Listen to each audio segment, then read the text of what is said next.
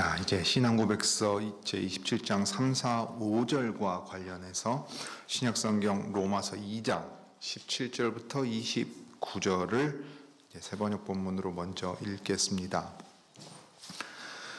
유대인이나 이방인이다 모두 다 하나님 앞에 죄인이라 하는 사실을, 그래서 진노 아래에 있다는 사실을 밝히는데, 특별히 2장 이 부분에서는 유대인이 율법을 가지고 있으면서도 할례받고 율법을 가지고 있으면서도 율법을 지키지 않은 자들이라는 이제 지적을 하는 부분입니다. 로마서 2장 17절부터 29절입니다. 그런데 그대가 유대 사람이라고 자처한다고 합시다. 그래서 그대는 율법을 의지하며 하나님을 자랑하며 율법의 가르침을 받아서 하나님의 뜻을 알고 가장 선한 일을 분간할 줄 알며 눈먼 사람의 길잡이요 어둠 속에 있는 사람의 빛이라고 생각하며 지식과 진리가 율법의 구체화된 모습으로 들어있다고 하면서 스스로 어리석은 사람의 스승이요 어린아이의 교사로 확신한다고 합시다. 그렇다면 그대는 남은 가르치면서도 왜 자기 자신은 가르치지 않습니까? 도둑질을 하지 말라고 설교하면서도 왜 도둑질을 합니까? 간음을 하지 말라고 하면서도 왜 간음을 합니까? 우상을 미워하면서도 왜 신전의 물건을 훔칩니까? 율법을 자랑하면서도 왜 율법을 어겨서 하나님을 욕되게 합니까? 성경에 기록한 바 너희 때문에 하나님의 이름이 이방 사람들 가운데서 모독을 받는다 한 것과 같습니다. 율법을 지키면 할례를 받은 것이 유익하지만 율법을 어기면 그대가 받은 할례는 할례를 받지 않은 것으로 되어버립니다. 그러므로 할례를 받지 않은 사람이 율법의 규정을 지키면 그 사람은 할례를 받지 않았더라도 할례를 받은 것으로 여겨질 것이 아니겠습니까? 그리고 본래 할례를 받지 않았더라도 율법을 온전히 지키는 사람이 율법의 조문을 가지고 있고 할례를 받았으면서도 율법을 범하는 사람인 그대를 정죄할 것입니다. 겉모양으로 유대 사람이라고 해서 유대 사람이 아니요, 겉모양으로 살갗의 할례를 받았다고 해서 할례가 아닙니다. 오히려 속사람으로 유대 사람인 이가 유대 사람이며 율법의 조문을 따라서 받는 할례가 아니라 성령으로 마음에 받는 할례가 참 할례입니다. 이런 사람은 사람에게서가 아니라 하나님에게서 칭찬을 받습니다. 자, 우리 이제 신앙고백서 제27장 성례에 관한 고백입니다. 3, 4, 5절 한 절씩 같이 고백하겠습니다. 먼저 3절입니다. 성례가 바르게 시행될 때에 성례 안에서나 성례에 의하여 제공되는 은혜는 성례 안에 있는 어떤 능력에 의하여 부여되는 것이 아닙니다. 또한 성례의 효력도 그것을 집례하는 사람의 경건이나 의도가 아니라 성신의 사역과 제정의 말씀에 달려 있습니다. 성례를 제정하면서 하신 말씀은 성례의 집례를 공인하는 규례인 동시에 그것을 합당하게 받는 자에게 주시는 언덕에 대한 약속도 담고 있습니다. 4절, 그리스도 우리 주님께서 복음 시대에 제정하신 성례는 오직 두 가지, 곧 세례와 주의 만찬입니다. 그 중의 어느 것도 합법적으로 임직된 말씀의 사역자가 아니면 집례할 수 없습니다. 5절, 구약의 성례는 그것이 표시하고 제공하는 신령한 내용에서 신약의 성례와 본질적으로 동일하였습니다. 자, 내용을 이제 크게 본다면 먼저는 성례에서 제공되는 은혜가 있다 했는데, 그러니까 성례를 통해 성례 가운데 주시는 은혜가 있는 거예요. 그러니까 은혜 주시는 분이 성례를 제정해서 이 성례를 행하거라 그러면 이 성례를 통해서 내가 너희에게 은혜를 주겠다 하고 약속이 붙어 있는 거고, 그 약속을 하신 분이 이 성례를 친히 제정하신 거고, 그러니 성례가 어떻게 집행되어야 되는지, 집례되어야 되는지, 성례에 참여하는 사람은 어떻게 해야 하는지가 이제 중요한 내용이 되는 겁니다. 그 다음에 이제 이것과 관련해서는 그러면 이 성례라는 것이 교회 역사 가운데 이제 그 합법적으로 임직된 말씀의 직분자가 아니라 사적인 성례들이 시행되는 경우들이 있었단 말이에요. 원래 수도원에서 이 고해 성사가 성사가 되어버리니까 따로 모여 있을 때 고해를 해야 되는 형태가 돼서 이제 교회의 역사 가운데 생겨난 어떤 것들도 있고, 임종에 닥쳐 있으면은 세례를 베풀어야만 이것이 구원과 연결되어 있다고 생각해 버리면 급한 경우에는 그 성직자가 아닌 경우에 세례를 베풀어도 되는 그런 형태가 되어버린다든가, 또는 영성체를 받고 성찬, 우리가 말하는 개신교식의 성찬에 참여해야만 남아있는 죄가 용서를 받는다든가 벌을 면제받는다든가 이런 식의 생각들이 이제 막 들어오는 겁니다. 그래서 중요하게 성례란 어떤 것이고 어떻게 시행되어야 되는가도 있지만, 동시에 그때 성례를 누가 집례해야 하느냐, 이것도 중요하게 이 고백서가 얘기합니다. 그러면서 성례가 하나님께서 친히 제정하시고 은혜를 약속하셔서 은혜를 주시는 수단이니까 하나님께서 말씀하시고 명하신 성경 안에 그 근거가 있어야 한다.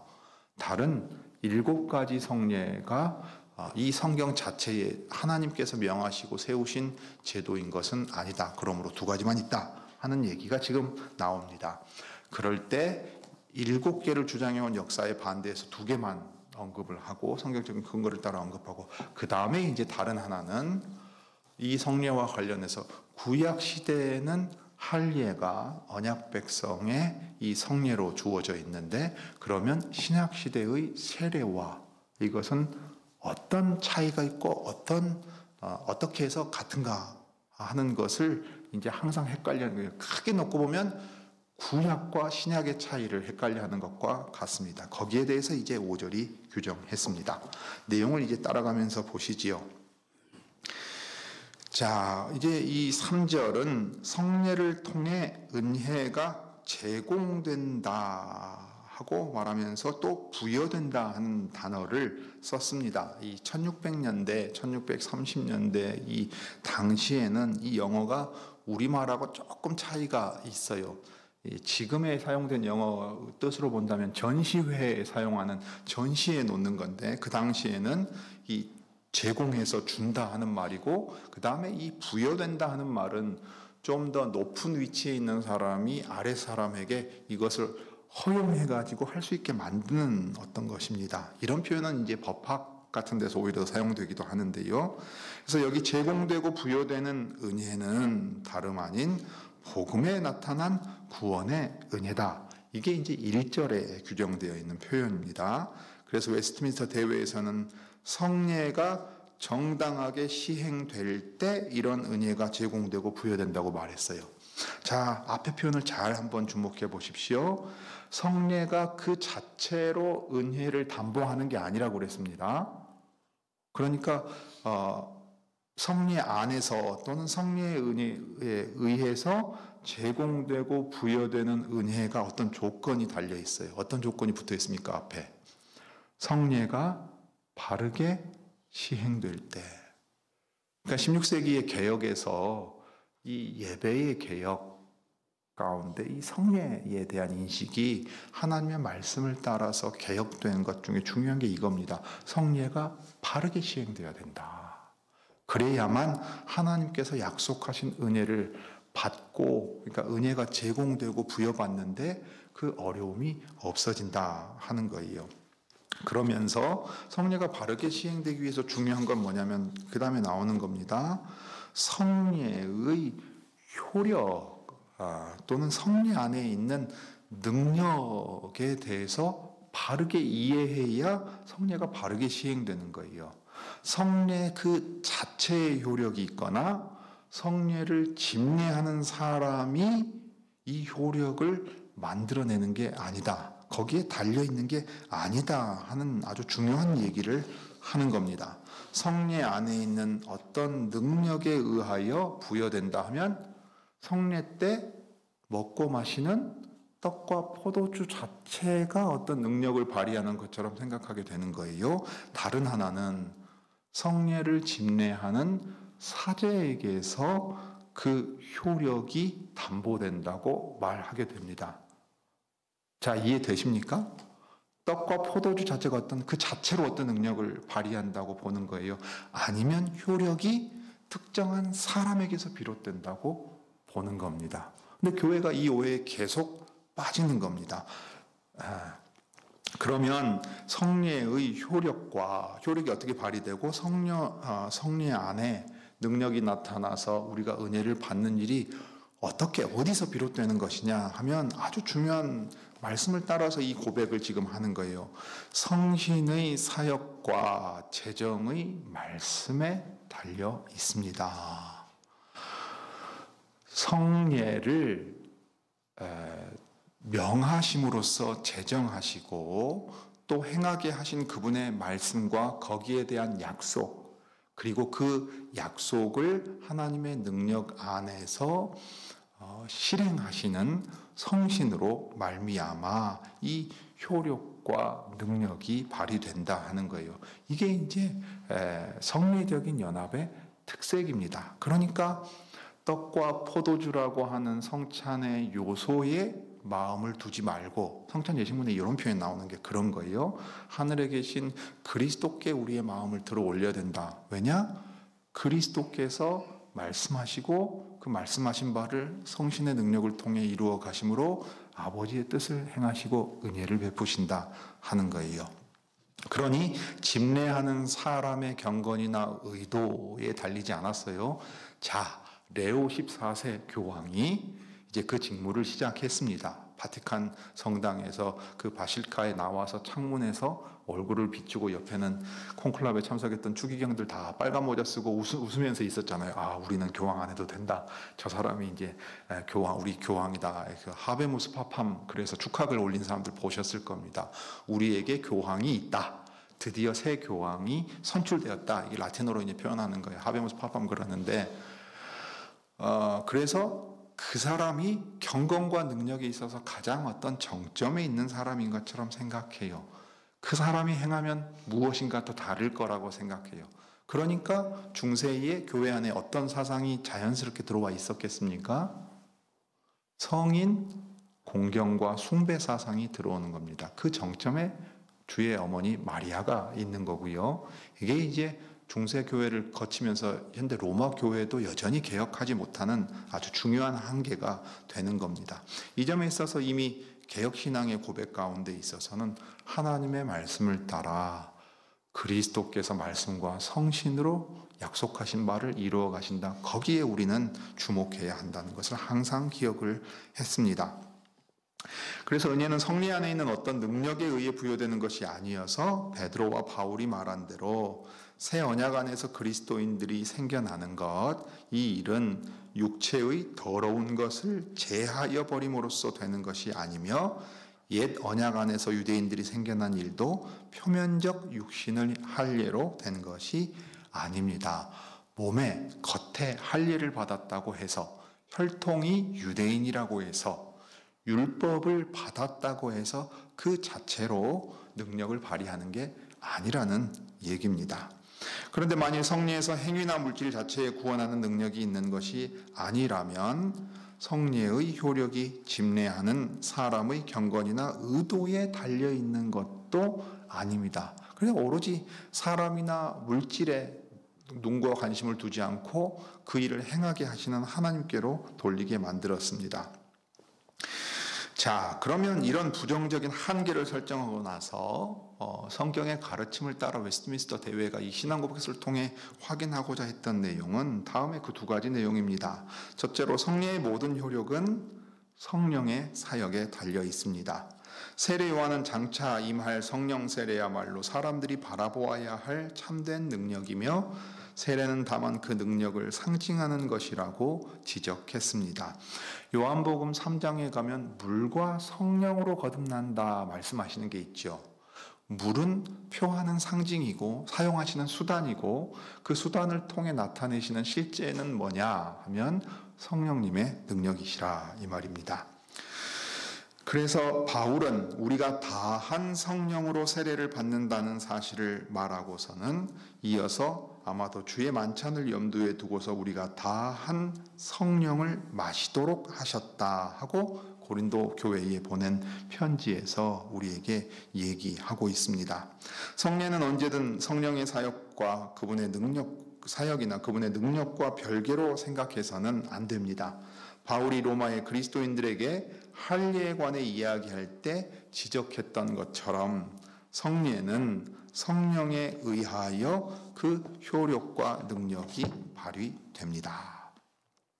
그러니까 이게 이제 로마서 2장 29절을 대표적으로 지금 지적하고 있는 내용입니다. 오히려 속사람으로 유대 사람인 이가 유대 사람이며 율법의 조문을 따라서 받는 할례가 아니라 성령으로 마음에 받는 할례가 참 할례입니다.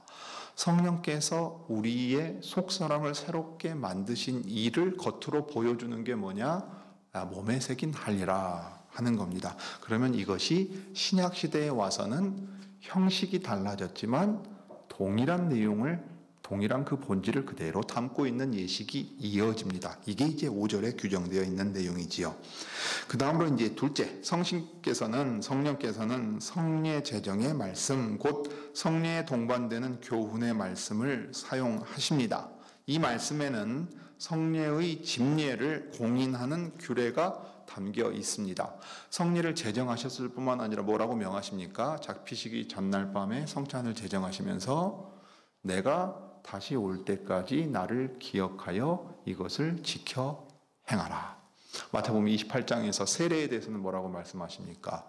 가서 모든 민족으로 세례를 베풀고 아버지와 아들과 성령의 이름 안으로 연합하게 해서 세례를 받게 하고 내가 너희에게 분부한 모든 것을 가르쳐 지키게 하라. 볼지어다 내가 세상 끝날까지 너희와 항상 함께 있으리라 하시니라. 그러니까 세상 끝날까지 이 모든 민족을 제자로 삼아서 세례를 베풀고 가르쳐 지키게 하는 일들이 주님 다시 오실 때까지 계속해서 행해야 되는 일입니다. 제정하셨을 뿐만 아니라 그것이 계속 이어지도록 사도들, 교회의 직분자들에게 맡기심으로써 명하셨다 하는 겁니다. 그 외에도 이 제정의 말씀에는 이 성례를 합당하게 받는 자에게 주시는 은덕에 대한 약속도 담겨 있습니다. 이런 내용도 마태복음의 동일한 본문에서 확인할 수 있죠. 마태복음 26장입니다. 언약의 피를 상징하는 포도주는 죄 사함을 얻게 하려고 부어지는 피입니다.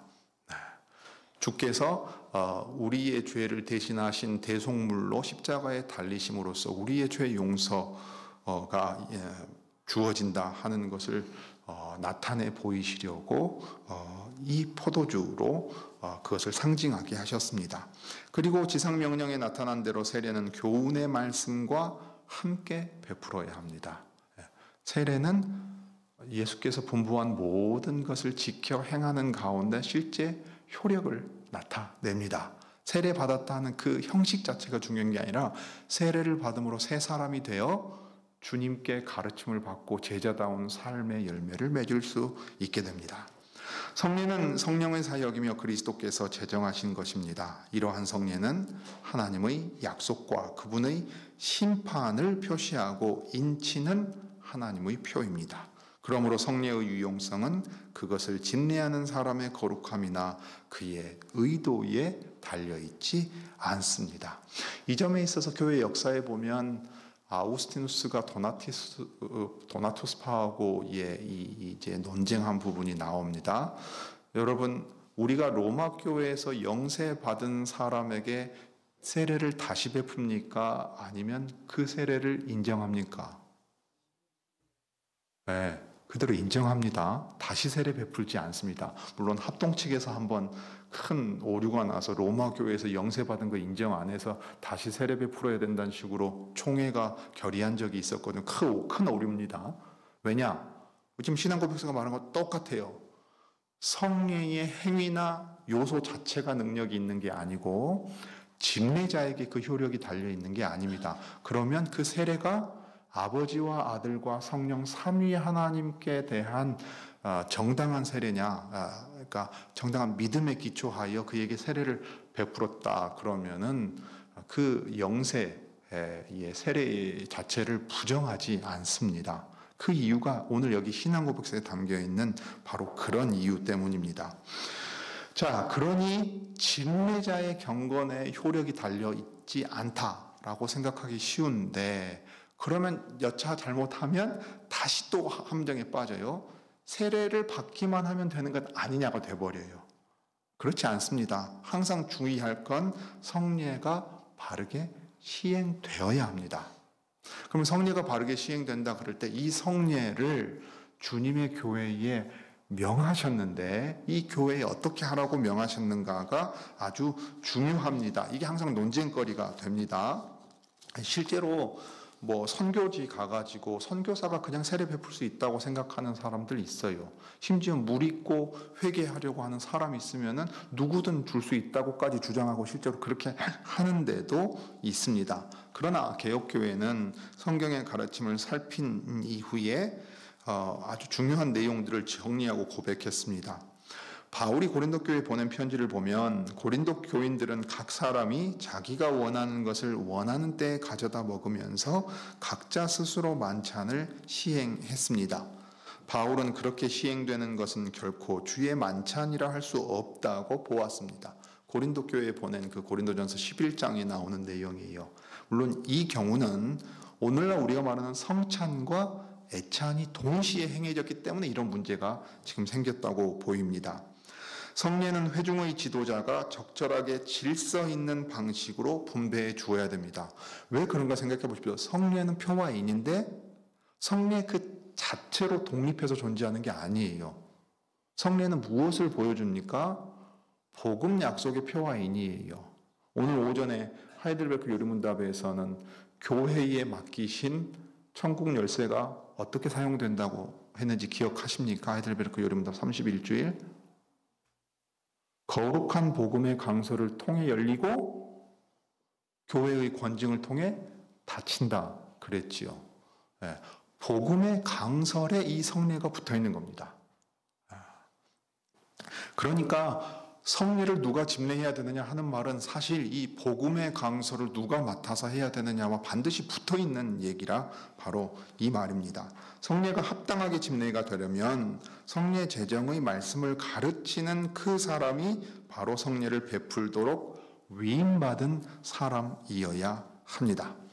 옛 언약 시대에도 하나님께서는 거룩한 예식들을 오직 친히 임명하신 사람들만 수행하도록 하셨다는 점에서 구약의 성례들은 그와 병행하는 성례들을 지닌 새언약 교회에 중요한 빛을 던져줍니다. 교회의 직분자로 따로 불러 구별하여 세우신 사람들에게 그 일을 맡기셨다는 겁니다. 옛 시대에도 사람들은 이러한 영예를 스스로 취하지 않았습니다. 히브리서 5장 4절을 보면 오직 아론과 같이 하나님의 부르심을 입은 자라야 이 특별한 직무를 수행했습니다.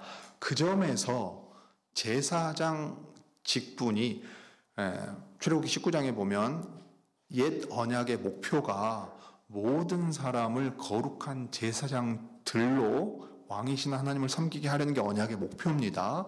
그 목표가 이루어지게 하기 위해 제사장들을 구별하여 세우신 얘기가 이제 그 아론 지파와 제사장들에 대한 이야기로 기록되어 있습니다. 그런 점에서 본다면 신약 시대의 이 가르치고 성례를 집행하는 직분은 제사장적 요소가 있습니다. 그런데 할례가 세례와 어떤 점에서는 구별되고 차이가 있는 것처럼 구약시대의 제사장이 신약시대의 목사다, 말씀의 사역자다라고 등치시키면 안 되는 문제가 있어요. 그러나 그 직무를 구별하여 세워서 따로 맡기신다는 점에 있어서는 유사한 점이 있습니다. 만일 성례를 복음의 비밀이라는 이름으로 불러도 좋다면, 사실 이 비밀이라는 말 때문에 사크라멘툼이라는 말을 통해 영어에 세크라멘트가 나왔습니다. 성례라는 그 표현 자체가 거기서 나왔습니다. 바울 사도가 사람이 마땅히 우리를 그리스도의 일꾼이요 하나님의 비밀을 맡은 자로 여길지어다 라고 말씀한다는 점을 들어서 신약에서 성례를 목사들이 집례하도록 가르친다고 말할 수 있을 것입니다. 물론 성례를 누가 집례해야 하는지 생각할 때 중요한 사실은 예수께서 택하신 제자들을 온 세상으로 보내실 때 말씀과 성례를 그들에게 맡기셨다는 겁니다.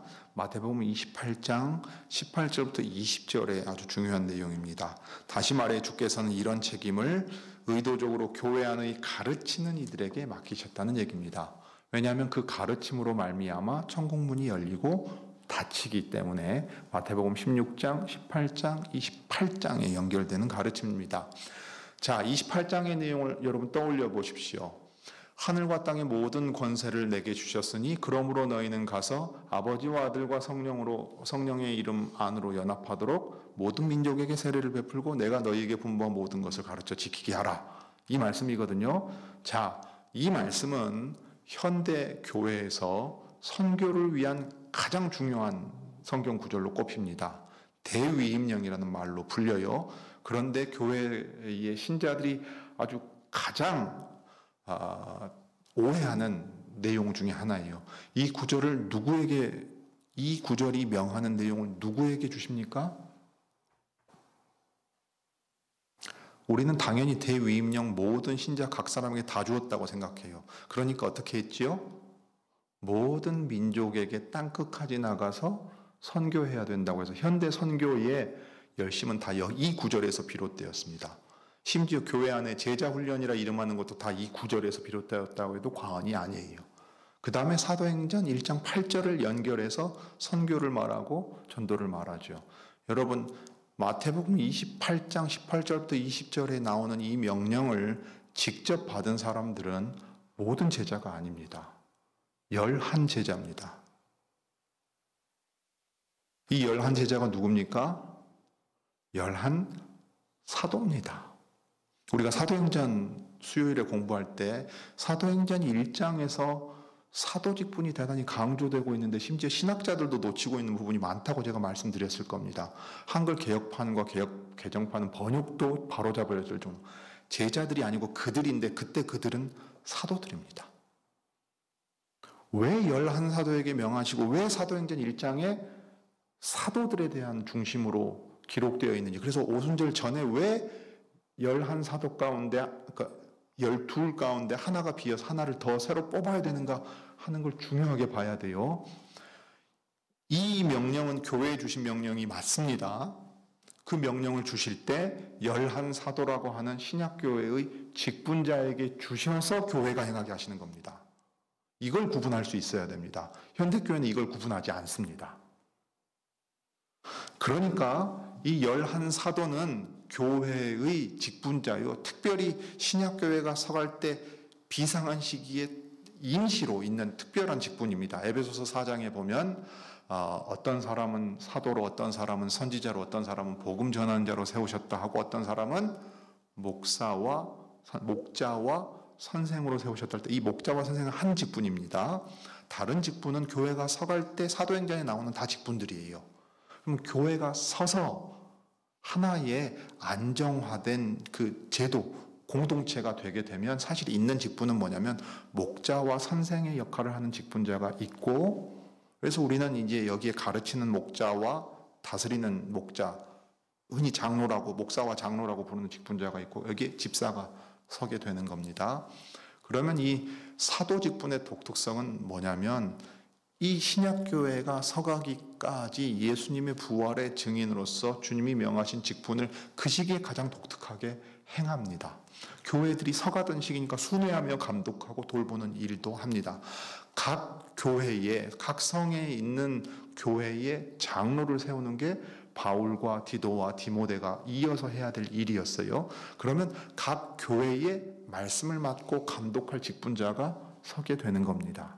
그러면 각 교회가 독립해서 그리스도의 다스림을 온전히 받게 되는 거예요. 자, 그러니 교회에 세례와 성찬을 행하라 맡기시고 명하실 때 교회가 그것을 어떤 방식으로 행합니까? 말씀을 맡기신 직분자를 통해서 이 성례를 집례하게 하는 겁니다. 권징도 그러합니다. 권징도 말씀을 맡은, 이건 치리회가 관할하는 거예요. 그러니까 성례의 집례는 말씀 사역자가 행하지만 이 성례를 집행하기 위하여 행하는 모든 기능은 치리회가 천국의 열쇠를 맡아서 감독하여 살피고 행한다 이 말입니다. 이게 개혁교회가 말씀의 가르침을 따라서 16세기에 개혁하고서 다시 회복한 아주 중요한 내용인데, 교회 역사 가운데 그 뒤로 보면은 이 교회 직분에 대한 이해가 현저히 약화되어 있습니다. 이 점에 있어서 개혁교회가 이 가르침을 굳게 붙들고 간다는 것을 여러분이 기억하면 좋겠습니다. 그래서 이 신약의 성례는 오직 두 가지다. 교회 역사 가운데 여러 성사들이 들어가 있었죠. 칠성례라고 불렀습니다. 전에. 지금은 명칭도 달라졌을 겁니다. 혼배성사, 혼인하는 걸 여기 세례와 성찬과 동급으로 생각을 했습니다. 그러나 그렇게 볼 게 아닙니다. 임종할 때에 그것도 그러했습니다. 사제가 되는 일도 그렇게 거룩한 일이라고 생각했습니다. 그러나 성경에는 그 일이 세례와 성찬처럼 주님이 직접 명하신 그 기록과 명령으로 나타나 있지 않습니다. 그리고 더욱이 그 일이 우리에게 성례가 가져다주는 이 은혜의 제공과 부여되는 은혜, 그리고 능력을 나타내는 약속이 붙어 있지도 않습니다. 이 표들은, 이 두 가지 표들은 지역적인 관습에 불과한 게 아닙니다. 그래서 세례를 예로 들면 모든 족속 중에서 회심하는 사람은 누구든지 이 성례를 받아야 했습니다. 또 이 표들은 그리스도인들이 스스로 창안해낼 수 있는 상징들의 사례로 치부해서도 안 됩니다. 오히려 이 성례는 주 예수께서 가르치신 그대로 시행하도록 우리에게 말씀 가운데 주어진 것이었습니다. 사도 바울은 고린도 교인들이 주의 만찬을 함부로 대한다고 그들을 책망했는데, 그 이유는 바로 그들이 성찬을 주께 받은 대로 사도가 교회에 전한 그대로 기념하고 행하고 있지 않았기 때문입니다. 그래서 3절 처음에 성례가 바르게 시행되어야 한다. 이것이 대단히 중요한 내용이라 하는 것이 이 신앙고백에서 얘기하는 겁니다. 자, 그렇다면 구약의 할례와 신약의 세례는 어떻게 되는가에 있어서 5절이 마지막으로 정리하며 고백합니다. 구약의 성례는 그 성례가 표시하고 제공하는 신령한 내용에 있어서 신약의 성례와 본질적으로 동일하고 차이가 없다 했습니다. 외적인 형식은 차이를 냅니다. 그렇죠. 오늘날 몸에 할례를 받지 않습니다. 그 남성에게만 행하지 않습니다. 난지 8일 만에 행하지 않습니다. 모든 사람이 들어온다 하는 것을 어떻게 보여줍니까? 물로 씻어서 정결하게 하는 예식, 세례로 보여줍니다. 그러니 구약의 할례가 신약의 세례로 대체되었고 더 분명하게 하나님의 은혜를 우리에게 보여주고 있지만, 그것이 상징하고 있는 바는 무엇입니까? 바울이 로마서 2장에서 얘기한 대로 속사람을 새롭게 하시는 성령의 일하심, 성령의 거듭나게 하시는 그 능력의 일이라는 점에서 본질적으로 동일하다.